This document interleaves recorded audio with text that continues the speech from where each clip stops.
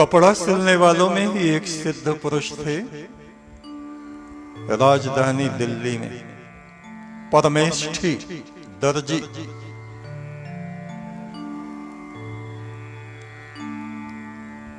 घर गृहस्थी व्यक्ति थे, बड़े ईमानदार, सच बोलने वाले,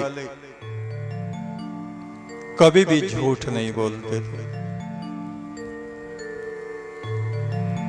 जो जितना पैसा उनको दे के चला जाता चुपचाप रख लेते, ये नहीं कहते ये कम है और दे। उनकी पत्नी कहती ऐसे कैसे गुजारा होगा, वे कहते गुजारा हो नहीं रहा क्या, परमात्मा हमारा गुजर बसर कर रहा है, तू अपने मन में लालची मत बन, जो रूखा सूखा हमें मिल रहा है बहुत है। और परमेष्ठी दर्जी कसीदाकारी में बहुत निपुण व्यक्ति थे। कसीदा क्या होता है? सोने के तार से कढ़ाई, कपड़े में मोती, हीरे, नीलम, पुखराज जड़ने का काम कपड़े में। राजों महाराजों के लिए वो कपड़े बनाते। उस समय दिल्ली में जो राजा था उसने कुछ काम करने के लिए उस दर्जी को बुलाया,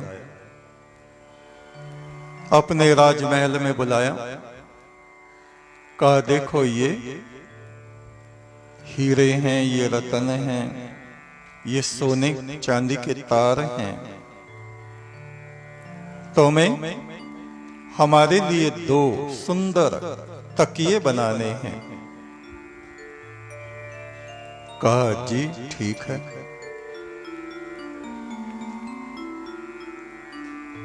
अपने यहां वो ले गया घर में और उसने बड़ी मेहनत से सजा सजा के तकिए बनाए और उन तकियों के भीतर इत्र से भीगी हुई रुई, सुगंधित रुई उसने भरी और इतने सुंदर बस देखने वाले दंग रह जाएं। उसके मन में क्या आया दर्जी के, ये कितने सुंदर तकिए हैं, इनमें से एक मैं नारायण विष्णु को दे दूं तो बहुत अच्छा है। अब नारायण विष्णु कोई दिल्ली में तो घूम नहीं रहे कि उनको बुला के दे दो कि लो ले जाओ। अपनी पत्नी से कहा एक तकिया मैं नारायण विष्णु को दे दूं तो कैसा रहेगा? बोले ठीक रहेगा, दे दो। हैं कहां? बोले आते रहते हैं, मिलते रहते हैं, और आज पूर्णिमा है, शायद आज भी आए रात में। उसकी पत्नी ने कहा झूठ बोलते हो? बोला आज तक कभी झूठ बोला नहीं, आज आएंगे और ये तकिया मैं उनको भेंट कर दूंगा। पत्नी को विश्वास नहीं हुआ और धरातरी हुई, पत्नी जाग रही थी, देख रही थी पति सच बोलता है या झूठ। तभी हल्का हल्का प्रकाश होना शुरू हुआ और उस प्रकाश में नारायण विष्णु नील माधव प्रकट हुए। कहने लगे परमेष्ठी तूने ये तकिया हमें देने के लिए कहा था, बड़ा सुंदर है, अल्लाह दे दे। बोले लीजिए भगवान, मैं तो कब से आपकी प्रतीक्षा कर रहा था कि आप आएंगे और ये तकिया मैं आपको दे दूंगा। तकिए को लेके और वो तो अदृश्य हो गए। सुबह हुई, अब परमेष्ठी दर्जी को होश आया। राजा ने तो 2 तकिए दिए थे, अब एक तो गायब, एक तो विष्णु जी को दे दिया। अब राजा पता नहीं क्या कहेगा, कैसा व्यवहार करेगा। एक तकिया लेके और राज दरबार में पहुंच गया दिल्ली में।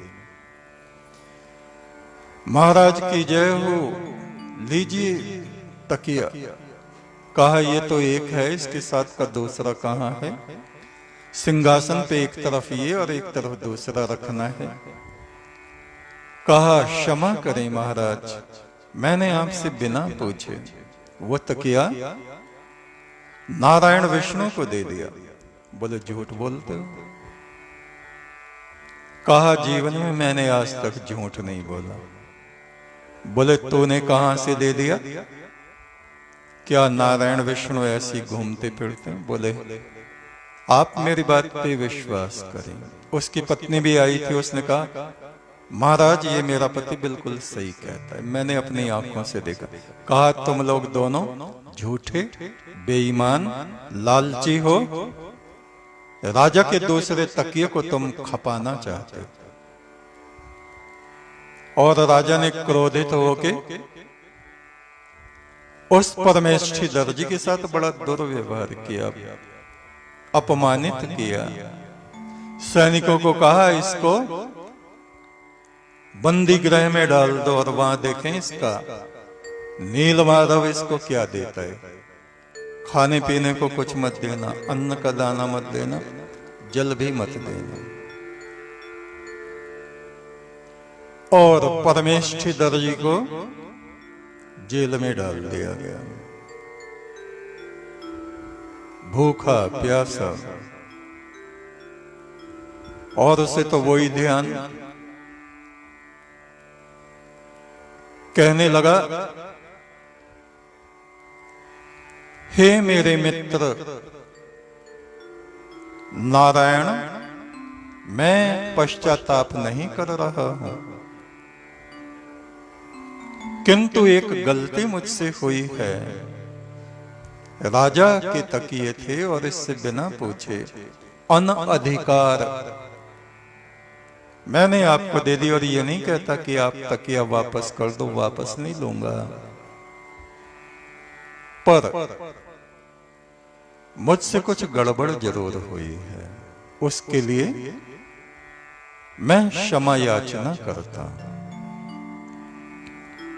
ऐसे बड़बड़ करता रहा, बड़बड़ाता रहा, बड़बड़ाता रहा। अर्धरात्रि हुई और उसे नींद आ गई। तभी प्रकाश हुआ। जेल के अंदर प्रकाश हुआ और वहां नीलमाधव प्रकट हुए। लो बैकुंठ से तुम्हारे लिए ये भोजन लेके आया हूं, खा लो। उसके मस्तक पे हाथ रखा। हाथ रखते ही वो परमेष्ठी इतना सुंदर हो गया, उसके शरीर से प्रकाश निकलने लगा। देखने में पहले वो कुछ सुंदर नहीं था, शक्ल सूरत कोई अच्छी नहीं थी, शरीर भी ऐसा ही बेकार सा था। किंतु जैसे ही नीलमाधव ने उसको स्पर्श किया, ओहो हो, इतनी सुंदरता, इतना प्रकाश। उसके वस्त्र भी ऐसे हो गए जैसे राजों महाराजाओं के। नीलमाधव ने कहा तुम भोजन करो और मैं जाता हूं। कहा प्रभु बैठो, आप भी करो। उनको भी खिलाया और फिर नीलमाधव अदृश्य हुए और उधर राजा के महल में गए। उन्होंने एक सुनहरी छड़ी ले रखी थी। नीलमाधव ने राजा के मारी 8-10 छड़ी। मूर्ख, मायाबद्ध, मेरे मित्र को कष्ट देता है। सच बोलने वाले को झूठा बताता है। रात दिन तू लोभ लालच में पड़ा रहता है, झूठ बोलता रहता है, सारी दुनिया को अपने जैसा समझता है। अभी जा और उस परमेष्ठी दर्जी को वहां से मुक्त कर दे, अन्यथा मैं अभी तेरे राज्य की ईंट से ईंट बजा दूंगा। उठ। इतना कह के वो तो अंतर ध्यान हो गया और राजा हड़बड़ा के उठा। सेवकों को आवाज लगाई, उनको लेके बंदी गृह में गया। क्या देखता है कि वहां तो सब ताले खुले पड़े हैं, पहरेदार सोए पड़े हैं, और वो परमेष्ठी दिव्य भोग भोजन सोने चांदी के बर्तन उसके सामने रखे हैं और प्रकाश उसके शरीर से निकल रहा है। राजा उसके चरणों में गिर गया, कहा,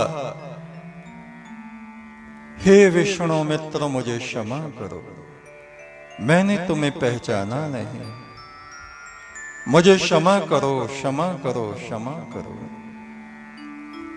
अपना वरद हस्त मेरे मस्तक पे रख दो। जबरदस्ती राजा ने उसका हाथ पकड़ के अपने सिर पे रखा, और राजा ने देखा ये तो कैसा था और कैसा हो गया। इसके वस्त्र भी इतने कीमती हैं। एक राजा महाराजा के पास भी ऐसे वस्त्र नहीं हो सकते। ऊपर का स्वर्ण जड़ित, हीरे जड़ित दुपट्टा उतार के उसने परमेष्ठी ने उसको दिया। महाराज, हे राजन, मुझसे भूल हुई जो मैंने तुम्हारा तकिया नारायण को दे दिया, उसके बदले आप ये दुपट्टा, नारायण का ही दुपट्टा है, ये आप रख लो। बोले नहीं नहीं, मैं नहीं लूंगा। कहा आप मेरे कहने से रख लो। आपके पास निशानी रहेगी, मैं तो गरीब व्यक्ति हूं, दर्जी हूं। सुबह हुई, राजा ने उसको हाथी पे बैठा के तरह तरह से सुसज्जित करके पूरे नगर में उसकी शोभा यात्रा निकाली, और स्वयं हाथ जोड़े हुए आगे आगे पैदल चल रहा।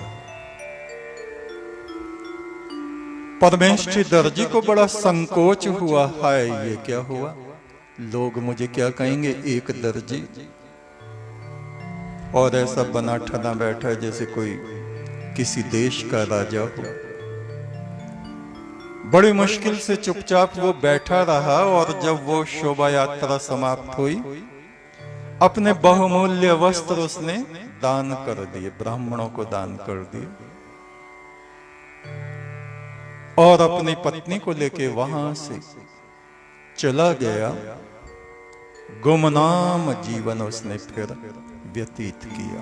साधु बन गया, सन्यासी बन गया, कहीं जंगलों में ऋषि मुनियों के आश्रम में चला गया।